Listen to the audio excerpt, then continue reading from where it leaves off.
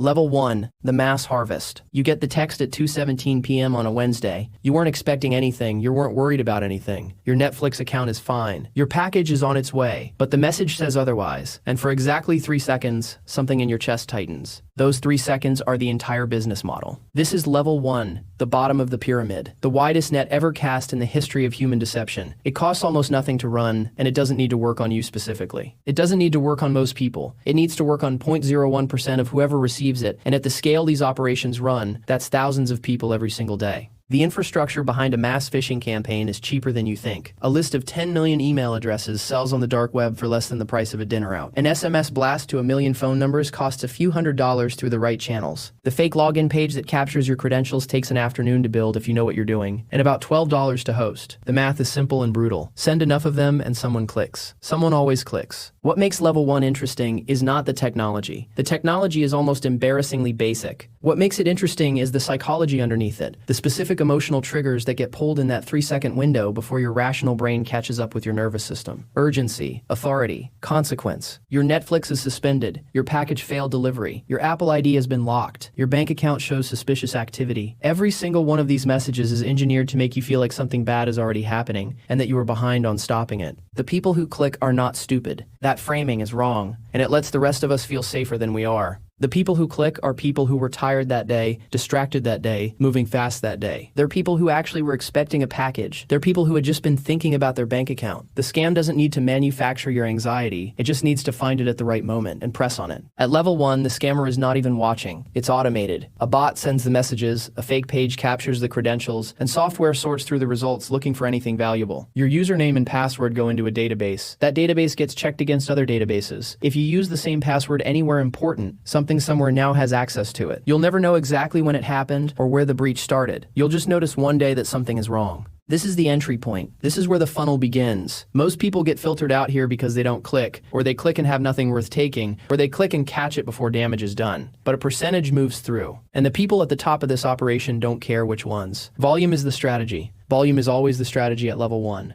Level 2, the social engineering. The bot gets replaced by a person. That is the entire upgrade, and it changes everything. Because a bot can only run a script, a person can read a room, a person can adjust, pivot, mirror, and respond to resistance in real time. A person can make you feel something. The message comes from an unknown number. It says it's your son, your daughter, your mom. It says they lost their phone, or they're in trouble, or they're stuck somewhere and they need money sent to a new number right now, and please don't call the old one because it doesn't work anymore. The message is warm. It uses the right name for you. It might even know a detail or two pulled from a public social media profile, the name of a sibling, a recent trip, something that makes it feel real. This is social engineering, the manipulation of a human being through the construction of a false reality, not through technology but through conversation. The scammer at this level has done basic research, enough to know who you are to the person they're pretending to be, enough to make the fiction hold for the first few exchanges. And a few exchanges is all they need, because they are not trying to build a relationship here. They are trying to generate one wire transfer before the window closes.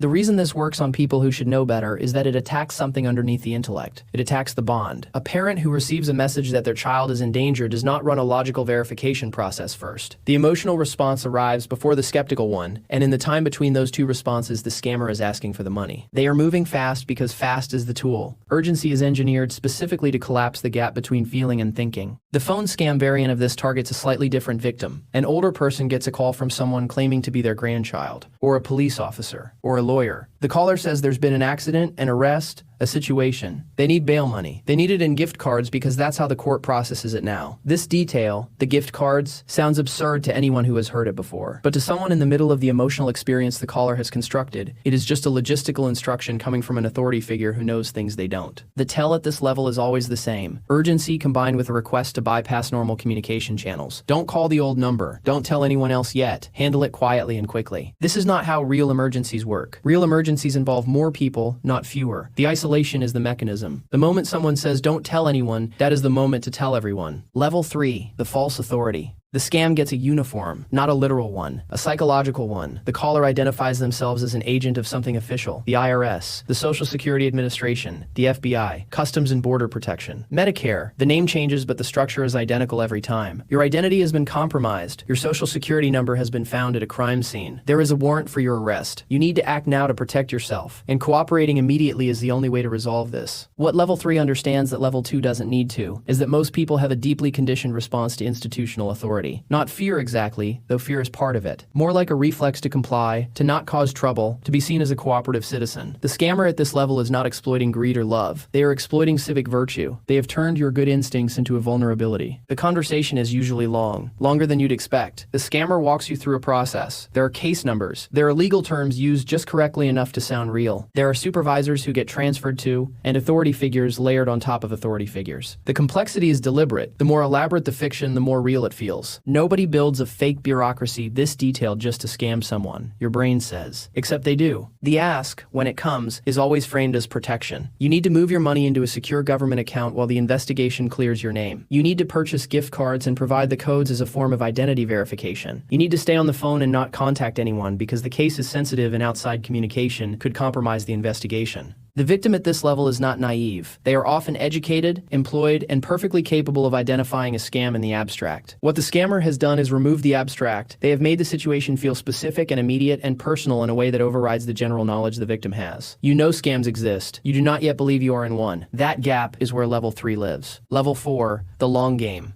Everything before this level was fast. This level is slow by design. The first message is friendly and low stakes. A connection request, a like on a photo, a message that's warm but not aggressive. Someone attractive, professionally successful, and interesting. The conversation starts casually and stays that way for days, then weeks. They remember things you said, they ask good questions. They share things about themselves that feel vulnerable, real, and earned. You start looking forward to the messages. This is pig butchering. The name is clinical and cold, and it is supposed to be because that is exactly what it is. The scammer is a farmer.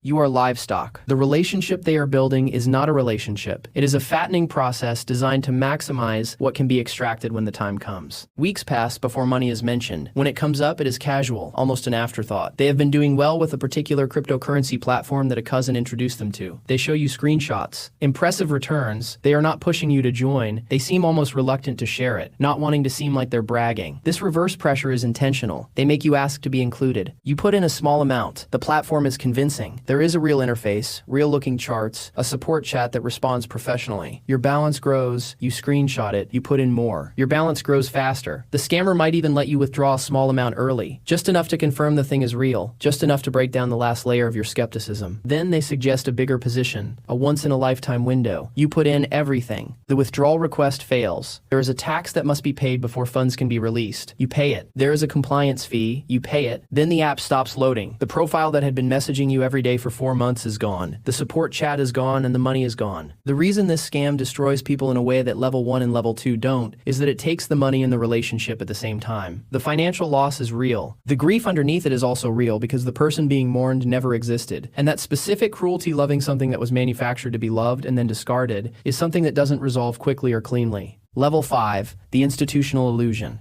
The scam gets a logo, a terms of service page, a customer support team with ticket numbers, a blog with market analysis written in the cadence of legitimate financial commentary, social media accounts with thousands of followers, maybe a few YouTube reviews from accounts you cannot immediately identify as fake. Level 5 is the construction of a complete fictional institution, not a conversation, not a phone call, an entire organization designed to appear regulated, trustworthy, and operational. The target at this level is not someone who would fall for a text message. It's someone who does their research, someone who Googles things, someone who checks reviews. The scam has been built specifically to survive that person's due diligence, because due diligence is exactly what they expected you to do. The platform functions. You can deposit, you can see your balance, you can watch it grow, you can trade or appear to trade inside a system that is running entirely on fabricated numbers. The only thing that doesn't function is the withdrawal. The withdrawal button is code that accepts your request, generates a confirmation email, and does nothing else. Your money went somewhere the moment it was deposited. Everything since has been a theater of returns designed to encourage you to deposit more. By the time enough users try to withdraw at the same time and the fiction collapses, the operators are already unreachable. The company address was a mail forwarding service. The executives listed on the About page were stock photos with invented names. The regulatory registration numbers on the website were either fabricated or copied from a legitimate institution without authorization. What this level reveals is that legitimacy is a visual language, and that visual language can be reproduced. The thing that makes an institution look real is not actually its realness. It is its ability to display the signals you associate with realness. Level 5 has learned that language fluently. Level 6.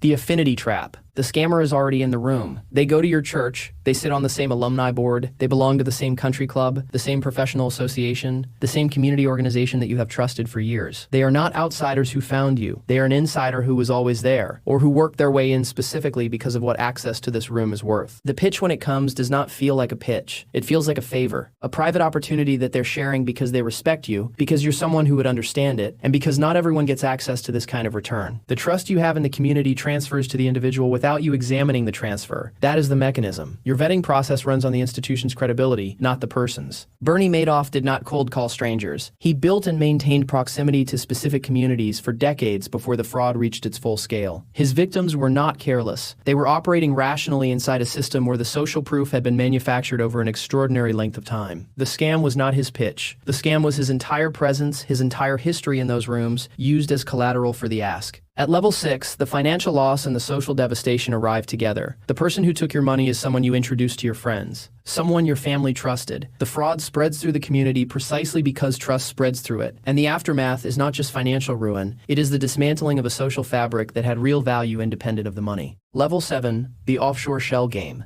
The document is 94 pages long. Your attorney has reviewed it. Your accountant has reviewed it. Both of them have questions, but neither of them can see clearly to the bottom of the structure, and they tell you this is not unusual for instruments of this complexity. The complexity, they say, is part of what makes it effective. That is precisely what you were supposed to hear. Level 7 targets people with enough wealth to need sophisticated tax planning. Offshore trusts, layered shell companies, jurisdictions with favorable treaty structures, instruments that blend legitimate tax strategy with fraudulent architecture in proportions that are specifically calibrated to make the fraudulent parts invisible to any single advisor looking at any single piece of the whole. The scam at this level does not look like a scam. It looks like aggressive but legal financial engineering. The people selling it have credentials, they have offices, they have other clients whose names they reference without quite revealing. The product itself may function for years before the structure collapses or is unwound by regulators, during which time it has served its real purpose, extracting fees, gaining control of assets, and creating a legal maze that makes recovery nearly impossible. What makes Level 7 uniquely cruel is that its victims often cannot fully explain what happened to them. The complexity that was used to hide the fraud is the same complexity that makes the fraud nearly impossible to describe clearly in court, to investigators, or even to themselves. The confusion is not a side effect. It is a feature that was engineered from the beginning. Level 8. The systemic exit. This is not a scam in the way the previous 7 are scams. It is larger than that. It is a constructed reality that an entire ecosystem of smart, experienced, incentivized people chose to believe in because the belief was more valuable to them in the short term than the truth. Elizabeth Holmes did not just lie to investors. She built a culture, a mythology, a physical aesthetic, a personal performance, and a board of directors whose names made the due diligence feel unnecessary. The technology she claimed to have would have changed medicine. That possibility, the sheer scale of what it could have meant, was so valuable to so many people that the burden of proof quietly inverted. Instead of proving the technology worked, she was given time and money to prove it would work. And that window stretched and stretched until the collapse was no longer avoidable. Sam Bankman-Fried built something similar with different materials. A crypto exchange with genuine volume, a philanthropy narrative that attracted a specific kind of idealistic investor, a political presence that suggested systemic legitimacy. And underneath all of it, a structure where customer funds were not where they were supposed to be. The complexity of the crypto infrastructure meant that even people inside the organization did not fully understand what was happening until it was over. What Level 8 reveals is something the earlier levels don't have to reckon with. The scam at this scale is not separable from the system it operates inside. The venture capitalists who funded Theranos had every reason to know better and chose not to look too hard. The regulators who should have caught FTX earlier were navigating a jurisdictional question that the industry had deliberately kept unresolved. The journalists who praised both were responding to access and narrative in the way journalism responds to access and narrative. At Level 8, the scam is not one person's fraud. It is a collective decision made by many people to not ask the question that would have ended the story too soon. The exit, when it comes, is catastrophic, not because one person stole money, but because an entire architecture of belief collapses simultaneously, taking institutions, reputations, retirement accounts, and regulatory frameworks down with it. The scammer at Level 8 does not disappear. They give interviews, they write books, they explain with apparent sincerity what they believed at the time, what went wrong, and what they would do differently. Whether that explanation is true is almost beside the point, because at this level the story is the last asset, and it will be monetized like everything else that came before it.